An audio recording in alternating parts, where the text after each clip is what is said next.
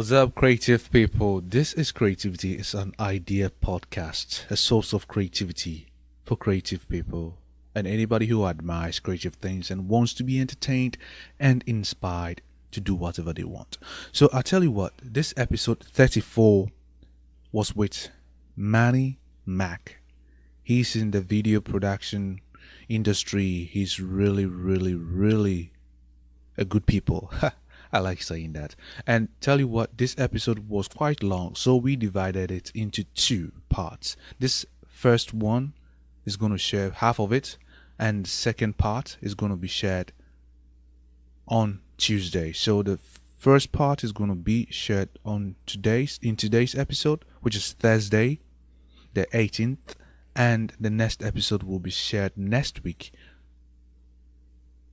I tell you what, you would be refreshed. I tell you what, you would be refreshed because even the camera had to go off. We would have kept talking because we were sharing a lot of stuff. He was sharing a lot of stuff. So stay tuned with this episode and I promise you will feel refreshing. And please share, rate us, like, give us some review, do something, so that it will help us. Actually, it will help the show get more creative and more quality guests like Manny Mac on the show. Thank you. What's going on, creative people? This is Creativity is an Idea podcast. You know what? I'm your host, Pyeric, by the way. And I do have someone here. He has been around in Charlotte. Not for a very long time, but I think for a very long time now. Don't do me like that. Yeah, for a very long time. And, when he started doing what he's doing, which I'm about to tell you, when he started it, I think I was in high school. I'm not dating him, just that I'm talking about what he has been doing and how long he has been doing it and how experienced he is in what he does. And you know what? I'm not even going to give you the title. I will let you talk about what you do. Just give them a sound bite of what you do. By the way, this is Manny Mac. Yes, sir. First and foremost, I just want to say thank you for having me on the show, Pyeric. I've listened to a few episodes and everything in the past, and just a big fan. So, more thing we need stuff like this in the Carolinas. It's another outlook and exposure and things like that. I feel like this is something that the Carolinas need and to get behind. So this man right here is somebody you guys should definitely follow and listen more than anything. So I appreciate you having me. Thank you. And ladies and gentlemen, if you're listening, please, or you're watching on YouTube, please, I would encourage you to subscribe. Yeah, hit that subscribe button or I'm going to come find you. Oh, yeah, you heard that. Share, rate us so that we will get more quality guests like Manny on the show for you to get more value out of this. Not kidding. Anyway, young man, I was trying to speak like that faster than you. No. I'm not going to speak faster than that. Yeah, don't do me. I can talk fast too, so don't. Let's slow down. Let's slow it down. I'm not going to do that. Yeah. So just give them a sound bite of what you do if someone should ask you. So, Manny, I see you around. I see you buzzing on social media. You doing commercials for Chevrolet, Chrysler, and all those stuff. Cadillac and Ford. Cadillac. Yeah. So, what is it that you do, young man? I'm a production, guy, filmmaker, also audio engineer, and marketing guru too. So a little bit of dabble of everything in the entertainment field. Filmmaking is my passion. That's what I went to college for. I have a film degree, television degree. So, directing movies is definitely what I want to end up in one day. But, just going through life, it's like I've had a little taste of everything. And it's hard for me to say I like one over the other. But I'm just like such a big fan of entertainment and arts, just all around. You're hurt. He just mentions the things that he has been doing. And when did you start? Wow.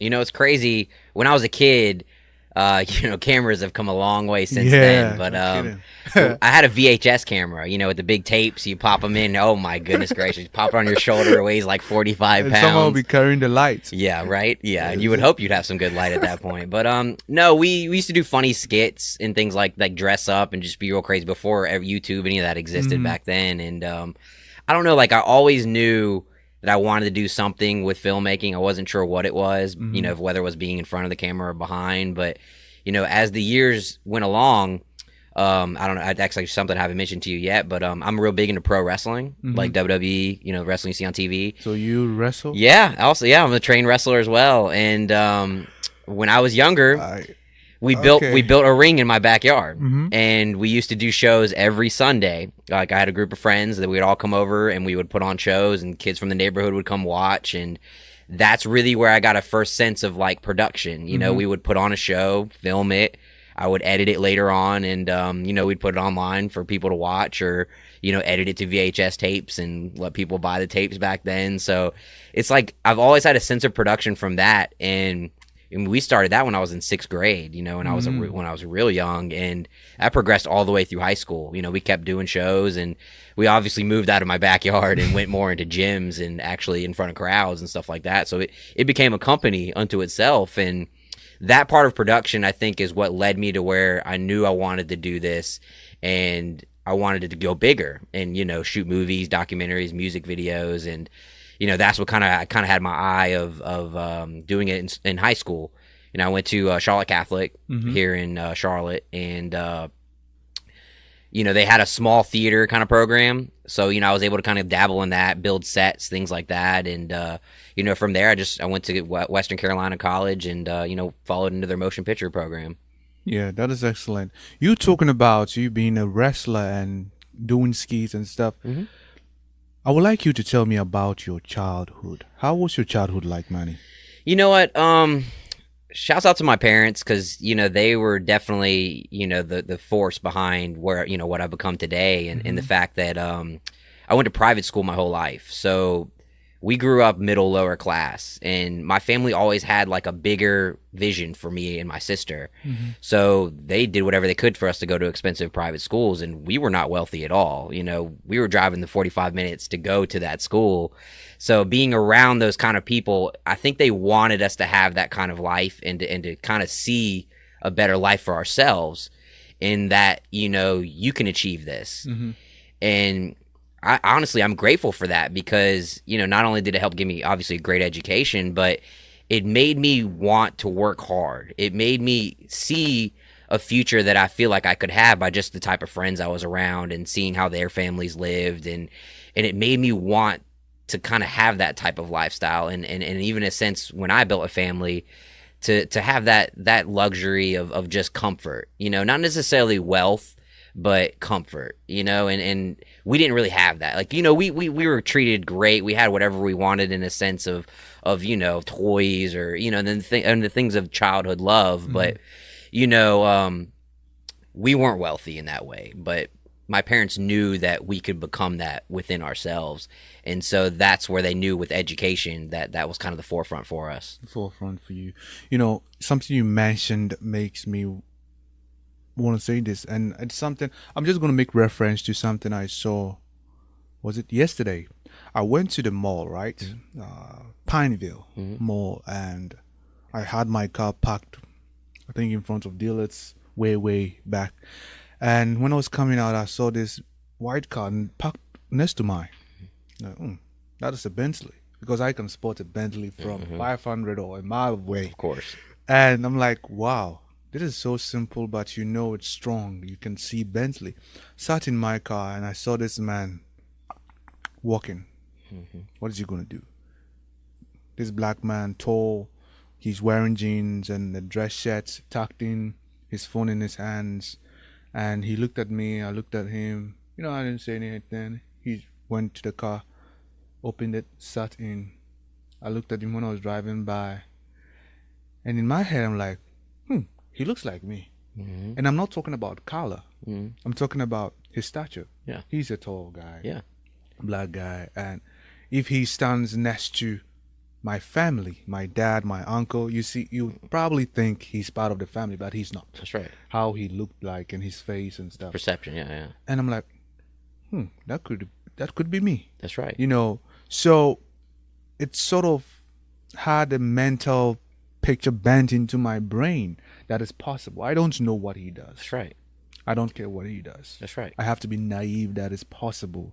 I think a lot of that starts with self, Yes. like human nature is always in your brain of what you can and can't do. And a lot of times you're the reason why you aren't where you want to be. Not kidding. And I feel like, you know, even when you go, like, going to South Park Mall, I swear I feel like that every time, because I'm like when I walk in the mall, I'm like, goodness gracious, like, can I be in here? Like, am I wealthy enough to be in here? So like it almost like it inspires you. It makes you want to grind harder in a sense, because it's like, I know I can achieve this. Not kidding. And nobody's stopping me but myself. And I feel like that's the hardest battle of human condition is your own battle, is battles within yourself and in your mind. And I feel like once you can kind of get to a point where you can know your abilities and know why God put you on this earth, that you're going to flourish and you're going to use your talents to do what you're supposed to do. Yeah, you're so right. And there's this saying, once your mind expands, it cannot go back. That's right. And once you see something or someone opens the door and show you what is possible, and you're able to sort of drink that in, either you feel you can't settle, but you just have to be patient, because it's not an overnight That's right. thing. I think like my biggest thing in life is energy, you know, and grow. The older I've gotten, the more I've been so focused on that I've never been in a fight in my entire life. You know, you're a wrestler, but no, and like, you know, in school or in outside, in those senses. So like I've always had good energy and try to put that in the universe, that like, you know, it's blessed me in so many ways that I've been able to grow and go through certain things that I feel like that's the reason why I grew to the person I am, is because I put so much energy in the universe. I wasn't focused on money. I wasn't focused on things that so many people get caught up in, that life was kind of able to kind of lead me in a journey that I knew, like, okay, you're going to meet this person. He's going to change your life in this way. You're going to meet this person. He's going to change your life in this way. And it's made me grow and be honestly, like, what I feel like, I still feel like I'm growing every day. And that's what's beautiful, is that, you know, life always brings new people into your life, and you have to see, okay, like, why is this person being brought into my life right now? Like, what am I trying to learn from this? Like, is it a positive thing? Is it a negative thing? And that's when I feel like you start growing as yourself, you know, like you become the person you're supposed to be. And I'm grateful for all the energies that have come in my life, you know, from ex-girlfriends to past business relationships and, you know, any of that. And I feel like life is so energy based. And I think it's beautiful in that way. Life is so energy based. And what energy are you sending out? And what energy are you allowing into your circle? That's right. Because when it comes into your circle, you definitely emit that into you, you know. So just be careful with the people you surround yourself with, or know what to learn from the energy you receive. That's right. So Manny, man, that was a good one, man. I want to ask you, man, talking about certain things you've seen in the past with your ex, with business relationship and other stuff, I want you to tell me, what event wouldn't you forget? Oh, that's easy. Good or bad? Oh man, bad. Obviously, right off the bat was Let's hit it. 2015. Well, actually, it's probably 2014. Okay, so I'm pretty deep in the music video game in the Carolina scene. You know, like if you look at today, I've probably shot over 4,000 music videos. You know, so I have worked with a number of artists from across the U.S. And that's the beauty of what I've been able to do, has been able to travel and work with different people. But in this particular case in Charlotte, I was working with a group out of East Charlotte, and this one artist named Lil Shaq, was a great artist. He's doing numbers today, doing wonderful things, and he told me about a younger artist. His name's Donkey Cartel is his rap name, and he was out of North Charlotte, and he was like, you know, you need to look at this kid. There's something about him. And I'm like, oh, you know, I keep hearing so many times at this point in my life, like, you need to work with this artist more, you know, by himself and manage this person. And I'm kind of like, I don't know if I want to dabble into that. So like, I really kind of took a sense into his music. I really sat down, I was listening to it, and I felt something. It was like, you know, when the hairs stand up, like, look, I'm feeling it now. Look, you can start seeing my, I feel like even talking about him makes me feel like that. And, I felt like his music was so real, like he was a storyteller. And today it's such a facade. So many people rap about things they really don't live, or, you know, they're actors in a way. But Gee. He was a genuine, real person that rapped about his struggle, and you could feel it.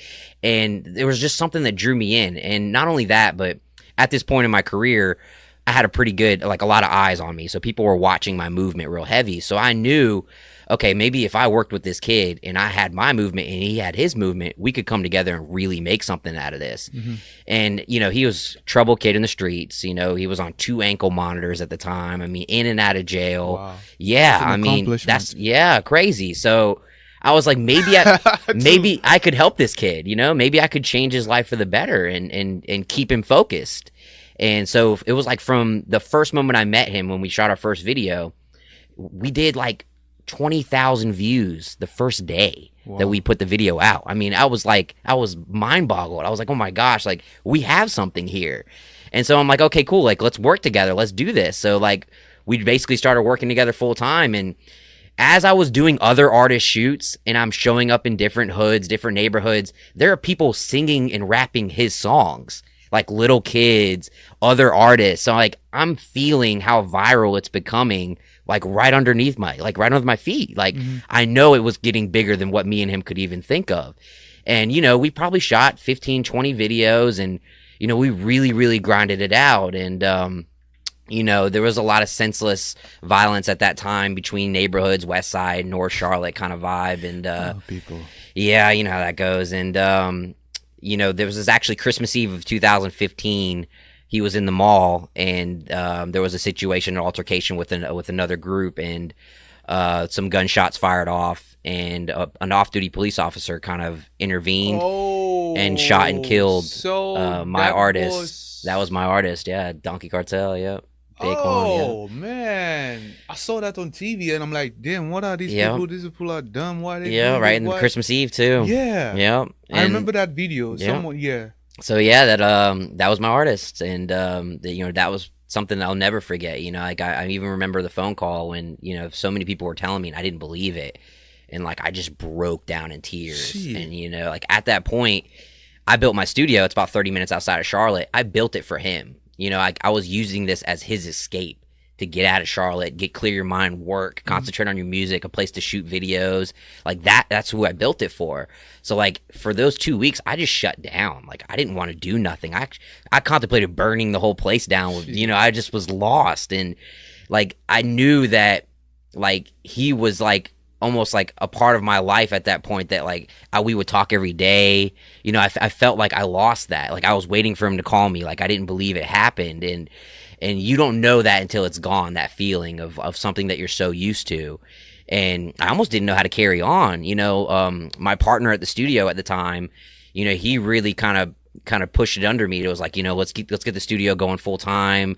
Let's get you working again and do this for him in a way, you know, keep his memory alive. And, you know, if it wasn't for a lot of close friends near me at that time, that, you know, I probably would have lost it. But, you know, he's with me every day, I believe. He's, you know, watching, you know, from the upstairs. And, you know, I still try to hold on to his legacy. And a lot of the artists that, you know, work within his circle, you know, I try to help out to this day. And, you know, he'll always be with me. And I always believe that. And, you know, he was like my little son, my brother. You know, I call him my brother from another mother in a lot of ways. And, you know, that was a big thing in my life that like will always affect me and I'll never forget, you know, till this day. And that's what even made me realize, he was 18, you know, died at 18, that you never know when it's your time to go. So you better hold on to every memory. And at the same time, don't let life live you. Live life and make memories, you know, because you only have one life to live. And that's what made me realize that like how important life was at that moment, that I just want to live now. I want to experience things I've never experienced. I want to build memories. I just want to be so full of life that when you look at me, you know, you're just like, man, he lived. He lived. And I can say that because of Donk, because of what I was able, even the little time I had with him, what I was able to experience. Wow, this is so pathetic. It's sad, man.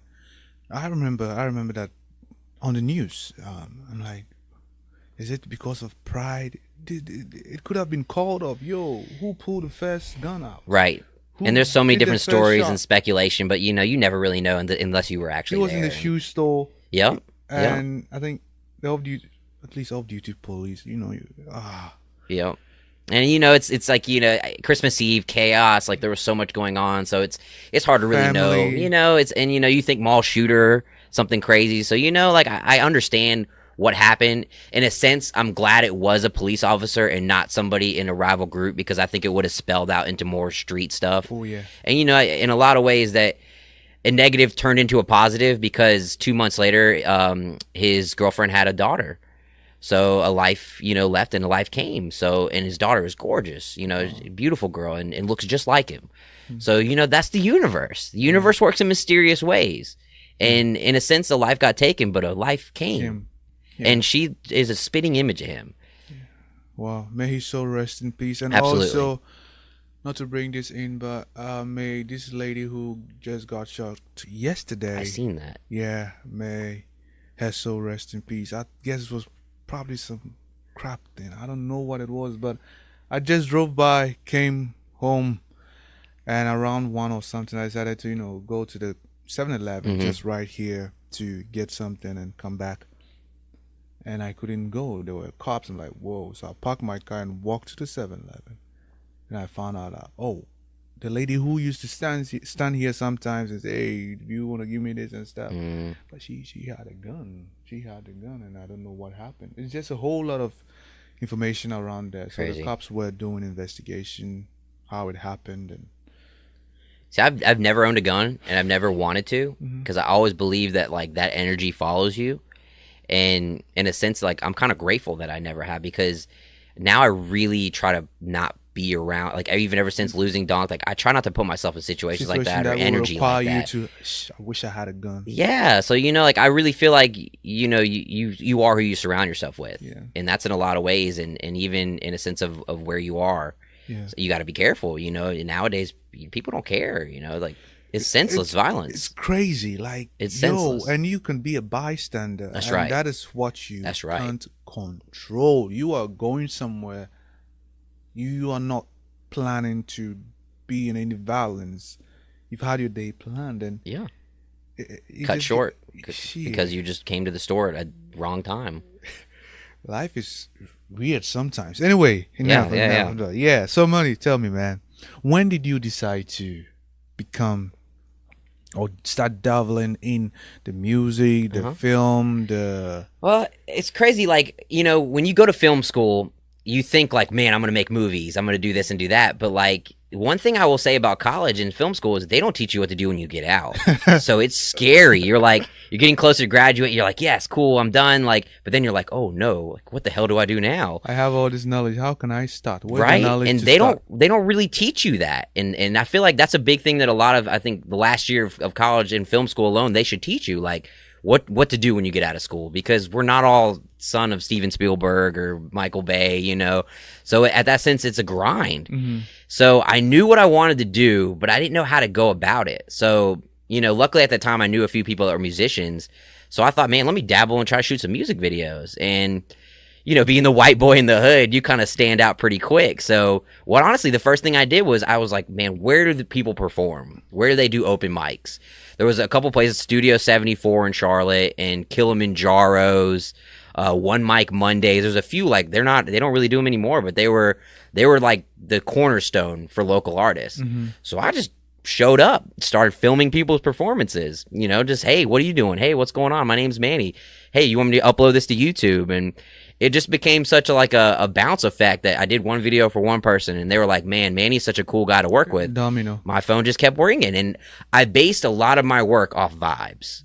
Like, I have to vibe with you to really work with you, because I like to build consistency. That's my thing, is like, my company is based off productions with personality. That's my slogan. So I base my whole life around that in a lot of ways, where, cool, if we vibe, let's work. And I know 2 weeks later, you're going to hit me up for another one, because you don't want to keep running around and juggling around with different people. If you got a sense of this is a good vibe, let's stick with this. Yep. So I focused on that more than the money. And I was able to build my brand off of that after so many years later that, the phone rings on its own now. It's a blessing for sure, but it was a grind. I mean, there were many years where ramen noodles, a 40 ounce, whatever you could do to keep it going. But I believed in my dream so much that if I could wake up every day and do what I love, that's all that mattered to me. Wow. If he can wake up every day and do what he loves, that's what matters to him. Yeah. That is really good, man. And not to forget, he said it was a grind, man. It was a grind. Yeah. No doubt. Eating ramen noodles, man. I eat ramen noodles out of fun. Not as much anymore, but like, I guess if I had to, if I had a pack, I'd probably pop it in for the microwave or something. Let me tell you this. I went to Food Lion, right? I went to Food Lion the other time. Hey, no name dropping, but I went to Food Lion. Yeah, Lion's sponsor food. him. The other time, and I saw a big pack of Like a lot 20 of them. pack or something. No, oh gee, it was a 10-pack, but Oh, there were okay. lots, a pile of them. I'm like, $1 each. Ooh, let's see, So I just picked some shrimp, chicken flavored, and tofu or whatever. Not tofu, but the vegan or veggie whatever one. I'm like, ooh, people I hear college students, the ladies, they'll be like, oh, ramen noodles. And some of the entrepreneurs, they'll be saying, oh, man, I was on ramen noodles, and even Manny's even saying it now. Hey, got me through I'm college. like, hey, let me try this stuff. Maybe it'll be fun. It'll taste good. I added it to my vegetable stew, and it tastes good. Like, I don't know why people are complaining about it, but I think your situation will determine how you feel about that food. I think health too, like, I'm 32, so like my stomach just can't handle a lot of things like I could when I was younger. So in a lot of ways, like I had to change my eating habits because, my stomach just couldn't do it, and so many years of that, in your early 20s and stuff like that, yeah, of course, you're a machine. You can eat anything. You can stay up all night. But, the older you get, you kind of got to realize, man, I got to start adding some fruit in here and, different, maybe actually make my meal. And, that's when you kind of get a sense of like longevity, like I want to last longer. I want to live longer. So a lot of that is what you eat. No kidding. And people don't realize that until it's too late in a lot of senses. I wouldn't want to talk about that. But you're young though. It's okay. Enjoy it while you can. No, me, I'm a healthy eater. I wouldn't hold on to the flag and say, yeah, I'm a healthy eater. But, I have slacks here and there. But I try to be careful with whatever I eat because I do know what you put in goes through your body. That's right. It's an engine. Your body's an engine, and anything you put in is a fuel or gas. So you got to be careful. Yep. Especially in America, all these fast food places, everything, they're just, you don't know what's in half that stuff. And, there's a reason why it's called fast food. It's crazy. I don't really want to even go into that. This will be a health show. Right. No, that's for next time. That's for next time. Yeah. Stay tuned. And well, if they like this episode, maybe I can come back. Just take care of yourself. If you're listening to this, try your best to take care of yourself. Eating healthy is not expensive. That's what I can tell you. Just figure out eating healthy is not expensive. You don't know when your expiration date is, so take that into mind when early as you can, and really take that as far as eating, drinking, sleeping, working out, all of that. It's all facts of life. Oh, working out. Huh. Well, anyway. yeah. Enough of that, right? Let me ask you, Manny. Yeah. Look, I know. Before I do that, let me ask you this.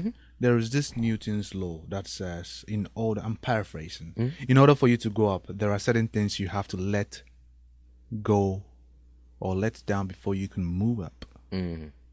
So let me ask you, what were certain things you had to stop doing or let go before you saw progress? Because you can say, oh yeah, I started doing this and things were going, but day in, day out, there are certain habits here and there. Yeah. There are certain decisions, business decisions, certain people, certain tools, certain like knowledge you had to, or certain filter you had that you had to let go. So what were some of the things you had to let go before? Well, first you saw off progress? the bat, drugs. I've put drugs completely down. Like which kind of drugs? Marijuana. I was a big smoker. Big smoker. My whole life practically. Like from high school to college, and it's not a bad drug, of course. It's so many health things that are good in a lot of ways with that drug, but for me, it became more of an escape.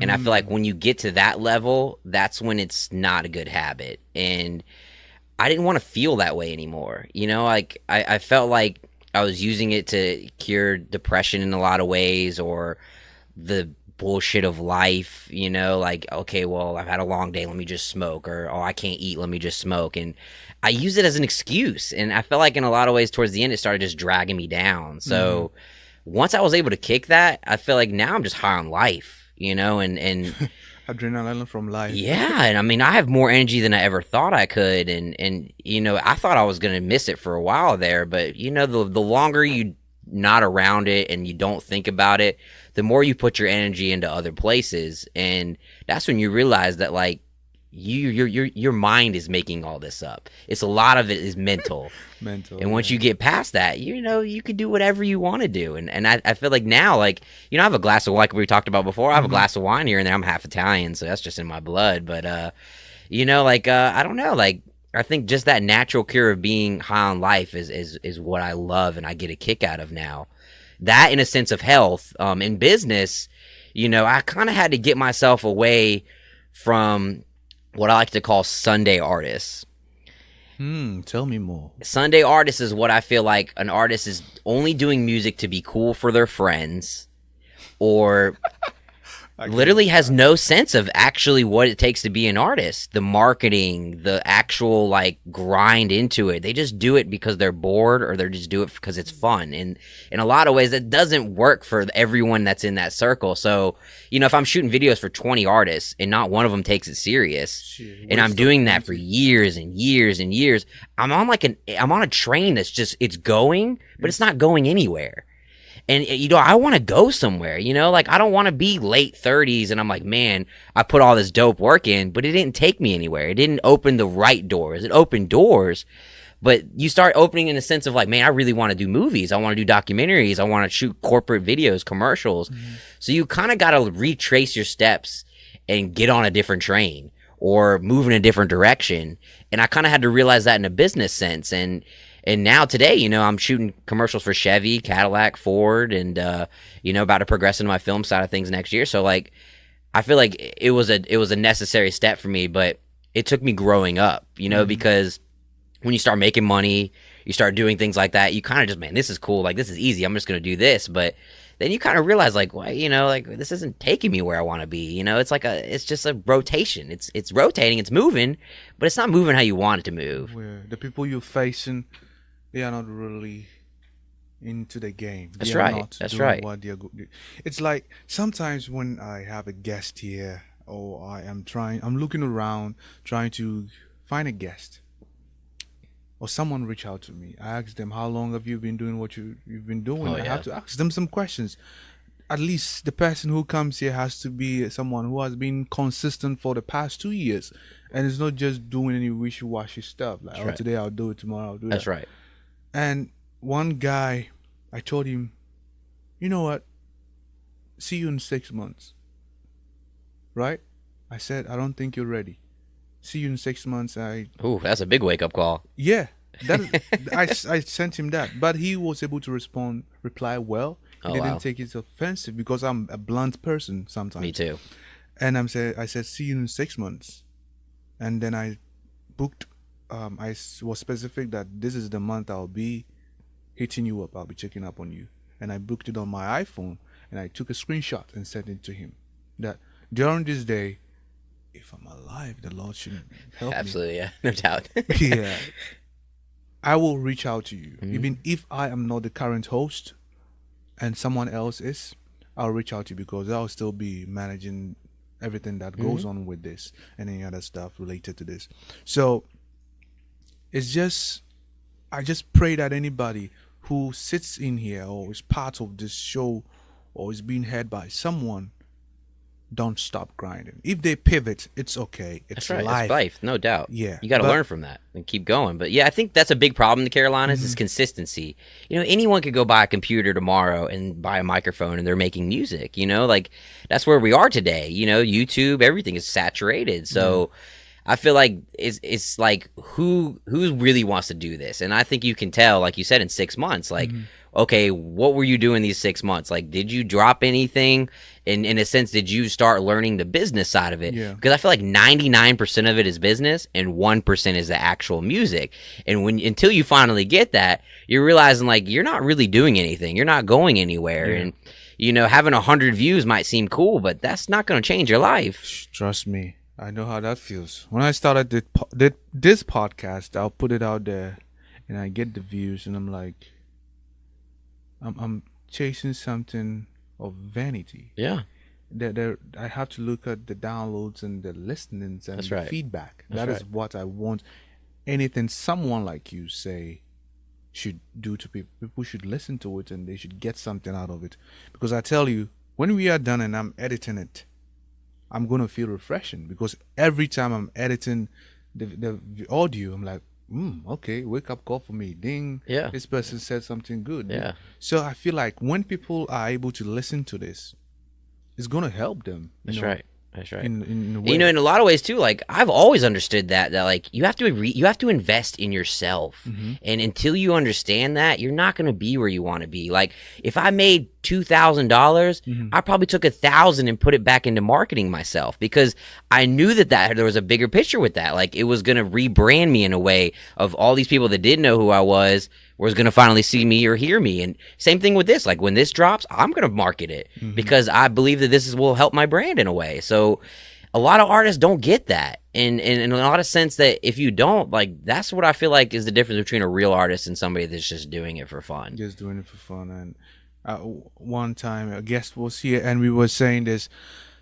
I said, Charlotte has it. You know, some artists are good, just that the marketing. And he was like, yeah, the marketing. And sometimes people don't know how to market or Oh yeah, some people are just artists, and I get that all the way, but the internet is everything you need, and it's a free tool. And if you have no excuse, and I always tell people, don't focus on local, focus on global, because music is worldwide. You might have fans listening to you in Germany, but you don't know that because you don't want to market yourself in a way of putting yourself out there. And don't worry, if people are so focused on where you are currently, don't focus on that. The internet is millions and billions of people out there. You could have a whole different fan base in a whole different country, and you wouldn't know. And you're selling units on iTunes, whatever, and nobody at home knows who you are. And I get that in a lot of ways. Like I have a lot of love in South Carolina, and I didn't even know that. You know, I started kind of bursting into that bubble more, where I show up on set in South Carolina, people are like, oh my god, it's Manny Mac, what's he doing here? And I'm like, whoa, like I did not expect this at all. And you don't realize that. So that's why I always tell people, like, don't be local, be global. Don't, even within your music. Like if I'm a rapper, don't rap about Charlotte. No one wants. If I'm in Atlanta, I don't want to hear that. I want to just hear generalized music, like talk about the struggle, talk about things that I can, when I'm listening to my car, I can relate to this. Like or if not, it's an escape. Music is an escape for a lot of people. You want to sit down and the bullshit of your day, your life. I'm using this to get away now. Like my mind is going to take me somewhere else so I can relax and I can meditate. And in a lot of ways, people don't realize that. They generalize and localize their music. And you got to think bigger than that because you are bigger than that. Yeah. Local can take you far, but I won't continue the rest. But one thing is, think big, start small. And that's right. You go local, then gradually global. Use the internet. It's there for you for a reason. If you don't do that, I posted this on my what's it called? My IG? Yeah, on my IG. Instagram, yeah. And I said it was hits are not made, but they are marketed. That's right. Positioned. Especially nowadays, because you think about how many people are on there. You're dime a dozen. And so if you can just put that extra $10, $20 into a little boost, like you're going to go that much ahead of somebody because so many people aren't doing it. And that's the game now. It really is. Like, you just got to reinvest in yourself, and you will see that return. It might not be as soon as you want it to be. Yeah. I mean, I'm 32. Trust me, like shooting over 4,000 music videos and as many different cities and hoods and just constant grind. I never thought I'd be in a corporate sense like I am today. But I even see myself 5 to 10 years in a bigger picture than I am today. But I wouldn't have known that without going through all those hard steps that I went through. Okay, that is excellent. Wow. So that was Manny. And creative people, if you are listening, or ladies and gentlemen, if you are listening or watching, this is Creativity is an Idea Podcast, a source of creativity for creative people and those who admire creative things and wants to be entertained and have fun, and be inspired too to do whatever they want in life. Because I believe this, you finished college. Yep. You didn't sit or you didn't go for any corporate thing, which is a check guarantee, the pay guarantee. That's right. But you put the rubber to the foot to the pedal, the metal to the pedal, whatever they say, and you started grinding and gradually. Yeah, I mean there was a while too where like my dad, he's an engineer. He's a very high paid engineer. He works for himself now. He's been in the business for 30 years. So I had a lot of negativity coming out of me out of college because they were like, okay, well, what are you going to do? You got to make money. You got to be an adult. I'm going to be like, okay. And, I'm shooting $150 to $100 music videos in the hood, and they're looking at me like years of this. Like, what are you doing? Are you wasting your time? And it kind of brought me down in some ways, because it's like my own family should support me if anyone doesn't. And when I didn't have that support, like I kind of lost a sense of myself in a way, but that's what made me like grow with a lot of my friends that like kind of pushed me to this day. And you know, like one of my partners I work with, Shot by Yams, is another great photographer that like a lot of the energy that I surrounded myself was the fuel to my fire. And my fiance is that for me now. Like she believes in me above anybody. So it's you know, you are who you surround yourself with. And I believe in that all the way. And you know, honestly, like I don't know where I would be without the people that like I kind of surround myself in a friend sense, and even my fiance to this day. Like there'd have been months that I probably just been sitting up like, what am I doing? Like do I need to go get like a normal 9 to 5? Like, am I wasting my time? Am I wasting my energy? Like, when am I gonna wake up and be like, this all paid off? You know, and sometimes I still don't feel like it has, and I think that's just human nature. You know, you always want more. You want to strive to be better. You know, there's always wants over needs. And especially when you see someone else and they're younger, they're doing better, you know, they made it quicker than you. You kind of almost feel a sense of jealousy in a way. Jesus Christ, I'm too old. I remember, this is gonna be something which I probably shouldn't talk about, but I would. When I came to the US, 2012, like, wow, okay, this is good. I can do a lot. That is good, but it was a mistake for me thinking that way. I can do a lot, but I have to focus on one or two things. That's the hardest thing, I think, more than anything.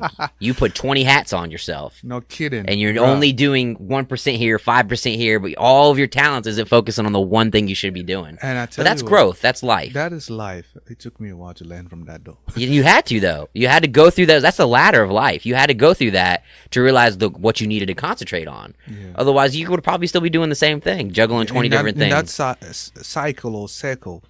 And this is what happened. 19, I had a goal to, have this and have that in terms of ownership of company and business and stuff. So I'll be doing this, I'll be doing that, I'll be doing this. And when this one, I see it's a little bit problem, I stop and go to project B. Instead of me sticking to it and figuring a way out, I move to the next one. And when I see the same issue, I move to the next one. Guess what? I left project A, the knowledge, the internet, whatever new development is going up, and I have no knowledge about it now because I'm on project B. Yep. And when I see same issue with B, I move to C. Yep. And if I should come back, this will go back to 0. That's right. And if I should go back to B, it'll be probably 5% of what I know. So it was a cycle. I'm like, wow, what is this? So in the course of 4 or 5 years, I'm like, shoot, bro, you were good. You were getting things going, but it gets to a point you have to figure a way to get through that. That's right. Fight through it. And you didn't, you stopped. Sometimes you crawl, you scratch, you bleed, you cry, but you're going to get through it. And guess what? And then when you hear as you were saying, you hear someone who did quicker than you hear, oh, he's 19 and he has this. And I started this company and I sold it at the age of 20. And I'm 23. I started this company and I sold it at the age of 23. And I'm like, I'm 25. And I'm like, you know what? Everybody's life is different. Every journey is different. Every journey. And that's when you got to realize that my life isn't like their life. My door is going to open at a different time. And might be a different door, but it's going to lead to another door. And it's going to lead to another door. All that matters is that you're opening doors. You're opening doors. And when even it seems very hard, keep knocking. That's right. And don't stop. And keep good energy, because the energy will always progress into bigger and better energy. And I feel like that's a lot of it too. If you're just a negative person, you're just going to surround yourself with negativity. And you wouldn't realize it. That's right. Until you're on 10 years later pass and you're still sitting on the couch hating in the same place. And you'll be whining and it's so funny. We'll get back on track, but it kills me when I was telling one of my ex-girlfriend, my ex-girlfriend. So I was like, has anybody told you to enjoy life? Because I remember someone told it when I used to be a CNA. Let me tell you this. And someone said, "Oh, how old are you?" And I'm like, "Oh, this, and that." I showed that lady, a girl I was trying to date's picture. And I said, this is what she's going through. She's trying to stay away from certain things, club and stuff, and focus. And she was like, hey, she's young. Let her enjoy herself. Let her try. I'm like, you're going to tell her to waste time. That's right. What do you mean by enjoy herself? I tell you what you're doing now. I didn't say that to her. What she's doing now as a CNA, she doesn't like it because I work with her and I know how she complains and how she feels. So some people don't want to grow up. yeah, so like, come on, don't tell someone to enjoy life. Tell them to enjoy life, but on what should they enjoy the life? That's right. If you're a grown up who didn't really focus on one thing and didn't really learn, or was negative, as you were saying, you grow up and still negative, they'll be the one giving shitty advice to the young. Take your time. That's right. Yes, take my time on what? Give me the right advice. Give me the right constructive feedback. I think in film school we learned something that still carries me to this day. Newton's law: what can go wrong will go wrong. Hey. And that was a big thing in filmmaking, because you would plan 20 things and 19 of them go wrong. So in a lot of ways you have to adapt on set, and like even when our senior projects were happening and we're directing and producing films and things of that nature. Huh. Yeah. Like a light bulb. It literally so like obvious, but never okay, clicks. you plan an outside scene and it rains. Shit. Okay, that's not going to stop you. It might change a little bit now, but that's when I feel like that's when you realize I'm supposed to do this. This is what I was meant to do, because you're going to adapt. Improvise. That's all you can do. That's life, and I feel like that's art in a lot of ways. Art is improvisation. It's creating on the spot. And I actually pride in that now in a lot of my music videos and filmmaking. Is a lot of people are like, cool, like what kind of concept do you come up with when you hear the song and stuff like that? A lot of times I'm like, let's just create. Like let's pick a setting and just vibe. And it'll all kind of come to us as we're on set. And most of my productions are like that now. Like I just focus on the energy where, okay, cool, it's a sad song. Like, okay, we'll pick a kind of an area that kind of gives that like kind of vibe off, and let's just create. A lot of times that's the best way to do it. Just get in the moment. Just get out there and do it. Quit talking about it. Action. Let the rubber meet the road. Since you're talking about being on set and stuff, I will be asking you certain things which would help anybody out there who wants to be in the film, absolutely, or the production, or video, or pictures. So let's stay tuned. And I want to ask you, man. Wow, I just went blank, but I'm good. That happens. Back. So that means it wasn't important. Yeah. Wow. I was going to ask you this. What is your source of creativity, man? Wow, that's a good one. I feel like honestly, just like life, like life is a big part of it. Like I use what's around me, a lot of ways, or things that maybe inspired me when I was growing up. Like I'm writing 2 films right now, and one of them is a Civil War film, and it's heavily based on racism, because that's always been a thing for me. Like, ever since I'd say college, I've